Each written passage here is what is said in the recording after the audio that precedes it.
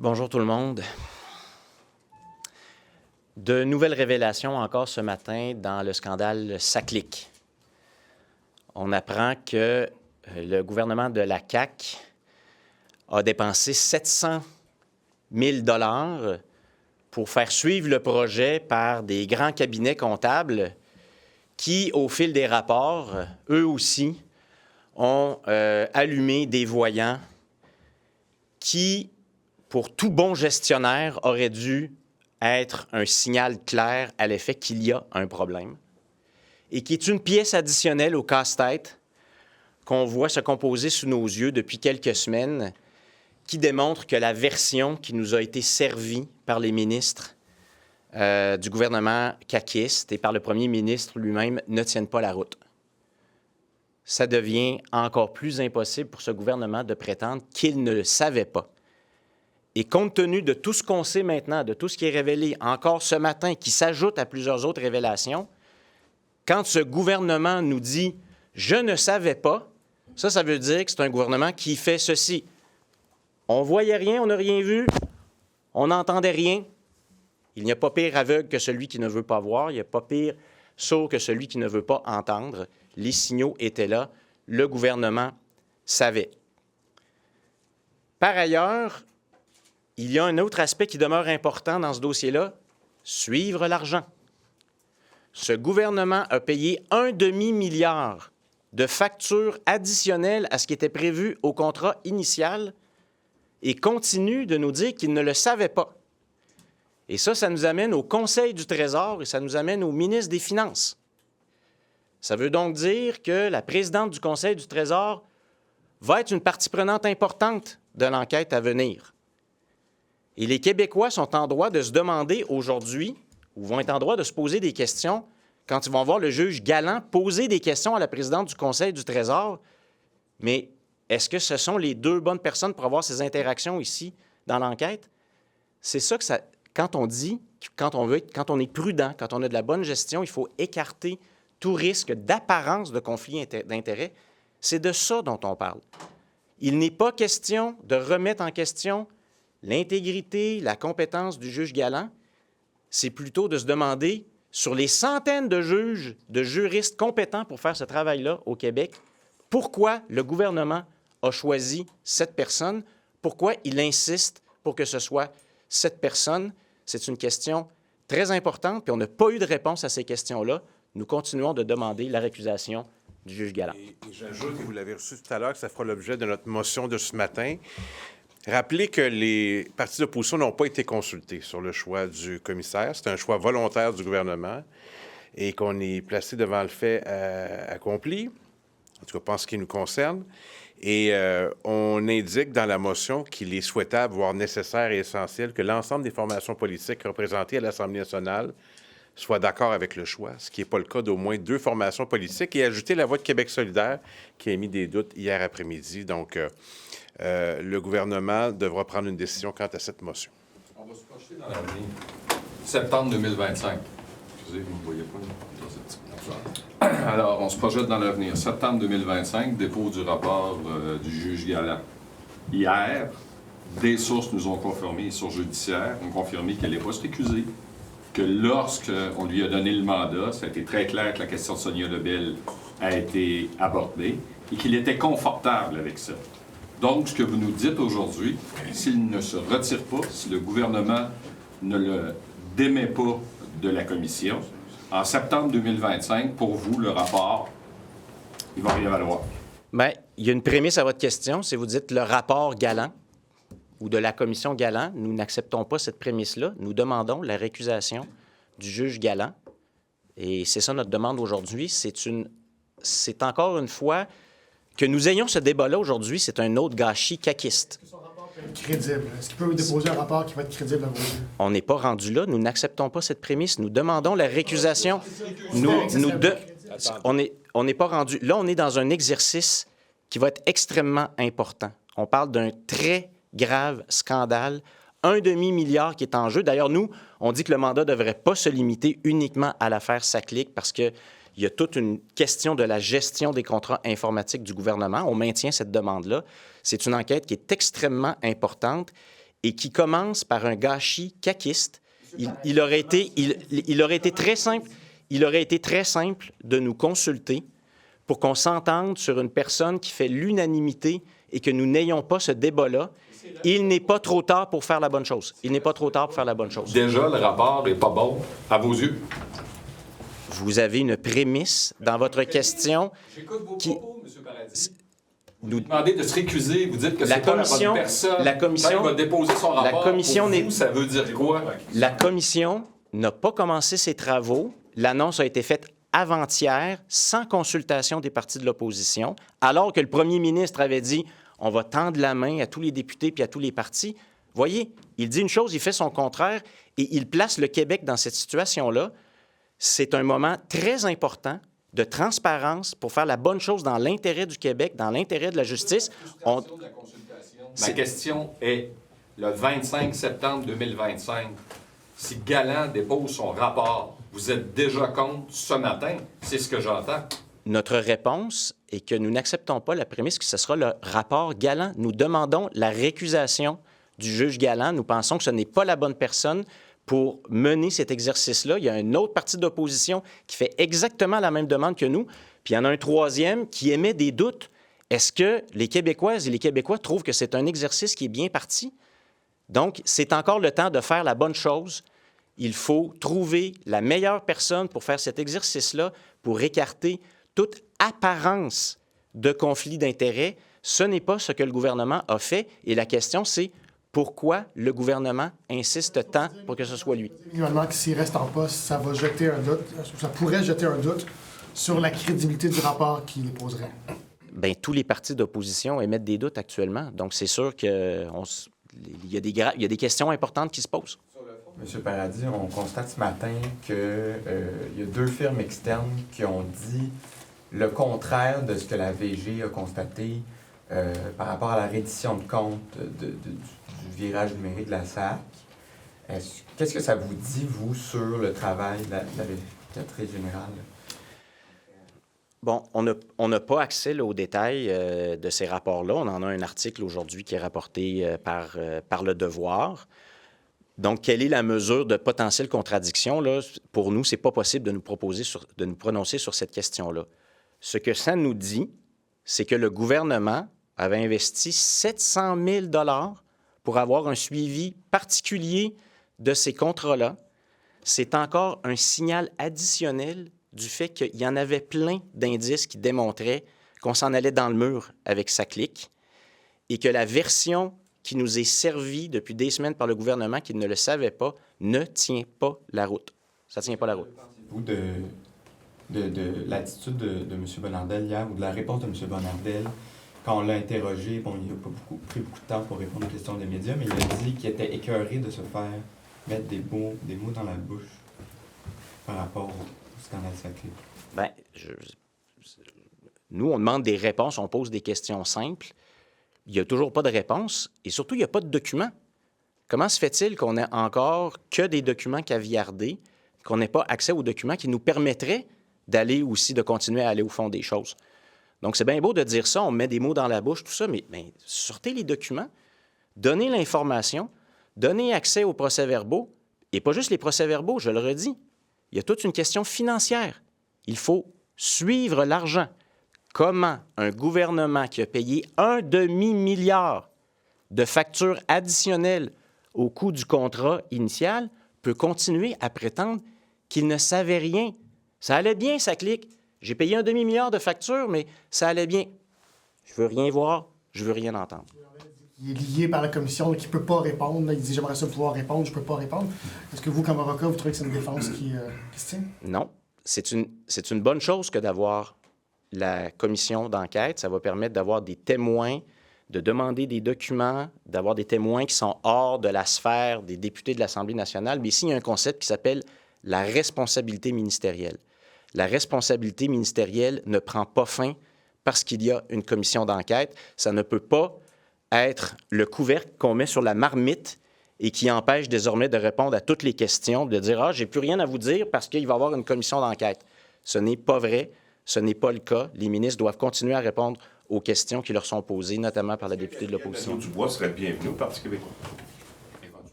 Bon, aujourd'hui, c'est la journée de Gabriel Nadeau-Dubois. Il va nous faire son annonce à 13h aujourd'hui. Je pense que le premier respect qu'on lui doit, après 10 ans d'engagement politique qu'on salue, c'est de lui laisser faire son annonce aujourd'hui, de nous laisser dire, de le laisser nous dire ce qui se passe dans sa vie professionnelle et personnelle. On va attendre à 13h aujourd'hui. Ma question est de savoir, est-ce qu'il pourrait aller au PQ? Est-ce que c'est quelqu'un qui parce que le Parti québécois, à la base, c'était une coalition de gens qui avaient différents horizons politiques. Hein? Il y avait des gens à gauche, des gens à droite, qui avaient un but commun, qui était la souveraineté du Québec. Ça a été la base du Parti québécois. Sachant ça, et sachant que M. Nadeau-Dubois, jusqu'à preuve du contraire, est indépendantiste, est-ce qu'il serait le bienvenu au Parti québécois? Regardez ce qui s'est passé dans Terrebonne. Les voteurs de Québec solidaire, en grand nombre, se sont rangés au Parti québécois. Alors, c'est une décision qui appartient à chacun des militants, mais pas juste les militants de Québec solidaire qui sont ralliés au Parti québécois, des militants ou des voteurs de la Coalition Avenir Québec, des gens qui votaient plus. Alors, la coalition, elle s'est manifestée pas plus tard que lundi dernier dans Terrebonne, et j'ai des bonnes raisons de croire qu'elle va se manifester à nouveau. Alors, sur une base individuelle, les gens sont libres de leur choix, mais on est assez fiers de ce qu'on a réussi à faire comme coalition de changement dans Terrebonne, parce que c'est un test concret, ce n'est pas un sondage. C'est ce qu'on va essayer de faire ailleurs aussi. On salue son engagement politique aujourd'hui. Et qu'est-ce que vous retenez de lui? Bien, moi, je l'ai connu. Je me souviens de la première fois que je l'ai rencontré, c'était, il y avait une loi Bayon qui portait sur la condition étudiante. Il était venu passer une bonne partie de la nuit à l'Assemblée nationale. Je retiens qu'il a choisi l'engagement politique, comme mon ancien collègue Léo Bureau-Blouin. Je salue ça. C'est difficile, l'engagement politique. On s'expose à des critiques. C'est parfois compliqué, mais ça mérite toute la considération du monde de s'engager en politique. Alors, c'est ce que je retiens. Là, je l'ai connu dans toutes ces années de politique. Je pense que c'est 2016 ou 2017 qui est arrivé. Alors, quelqu'un qui, en privé, avec qui on a d'excellents liens, très poli, très attentionné à l'égard de ses collègues. Puis, évidemment, bien, quand on s'engage ainsi, bien, il faut saluer ça. Mais je comprends que ça ne se termine pas là. On va le revoir à l'Assemblée nationale jusqu'en 2026. Alors, je suis sûr qu'il y aura d'autres occasions où on sera sollicité pour dire de bons mots sur lui. Sur le renforcement de la... Comme adversaire politique ici à l'Assemblée, qu'est-ce que vous retenez de lui? L'engagement, donc, il est passé d'un engagement pour une cause de la rue à l'Assemblée nationale. Bien des gens en doutaient, puis il l'a fait. Alors, moi, je salue ça, puis évidemment, on a eu un lot de désaccords, parce que c'est un indépendantiste, et il souhaite l'indépendance du Québec comme nous. Les moyens sont un peu différents, mais moi, je salue ça. Sur le renforcement de la laïcité, bon, M. Drainville a déposé son projet de loi tantôt, mais déjà, il y a des syndicats qui se braquent parce qu'ils disent qu'on a analysé 17 écoles, 18 avec Bedford, mais qu'on voudrait appliquer ce renforcement-là sur 3000 écoles. Et c'est le bémol qu'émettent les syndicats à l'heure actuelle. Est-ce que c'est nécessaire de le faire dans 3000 écoles? D'abord, je vais aussi réagir en début d'après-midi là-dessus, mais ce que je peux déjà dire, oui, il y a un échantillon d'écoles qui ont été analysées, là, mais je suis assez convaincu là, qu'il faut poser des gestes pour l'ensemble des écoles. C'est pas seulement Montréal, c'est Laval. Parce que le phénomène d'entrisme religieux, le retour du religieux à l'école, ça touche plusieurs écoles, dont certaines qui n'ont pas été enquêtées. Des bonnes raisons de croire ça. Les attentes qu'on a, évidemment, c'est qu'il y a une cohérence. Est-ce que le ministre va encore décider de ne pas appliquer les mesures de laïcité à l'école privée? La CAQ est une grande défendresse des écoles privées. Il les laisse faire, il leur impose rien, il les laisse tranquilles. Je pense que la laïcité, c'est pour toutes les écoles. Ensuite, les personnes en autorité, est-ce que c'est les aides à la classe, par exemple? Est-ce que c'est les services de garde? Ça, on va vérifier ça aussi.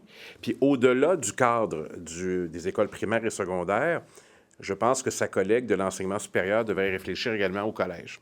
Il y a plusieurs salles de prière, il y a plusieurs manifestations. Une récente, d'ailleurs, dans un collège qui tend à démontrer qu'il y a du retour du religieux là où il ne devrait pas en avoir. Donc, on a un certain nombre de propositions qu'on mettra au jeu tout à l'heure aussi. Mais je vais regarder avec beaucoup d'attention les propositions du ministre qui retourne dans ce dossier où je l'ai bien connu à l'époque où il était au Parti québécois. Et d'ailleurs, si la CAQ, à l'époque, avait écouté le Parti québécois, avec notre projet sur la laïcité, on serait bien plus avancé qu'on l'est aujourd'hui. On parle d'une dernière en France. Oui, peut-être une question peut-être de politique internationale. Comment vous accueillez ça, le fait que le Canada va se joindre au marché européen militaire? Là, donc, est-ce que c'est une bonne nouvelle pour le Québec? Comment est-ce qu'on voit ça, l'espèce de réalignement canadien vers l'Europe? Bon, c'est une question complexe là, dont on n'a pas tous les détails parce que on est à l'aube de peut-être de nouvelles alliances. Je pense que le contexte actuel dans le monde, notamment avec nos voisins du Sud, indique qu'il est une bonne chose pour nous de commencer à diversifier nos partenariats sur tous les plans, y compris le plan militaire. Le Québec peut gagner sur le plan économique en termes, par exemple, de construction en aéronautique, en armement, etc. Il y a des entreprises québécoises de pointe là, en haute technologie. Est-ce que ça pourrait être un atout pour le Québec? Le Québec et les entreprises québécoises dans tous les domaines ont un historique de succès à l'échelle internationale. On est des entrepreneurs qui avons une grande capacité d'aborder des nouveaux marchés.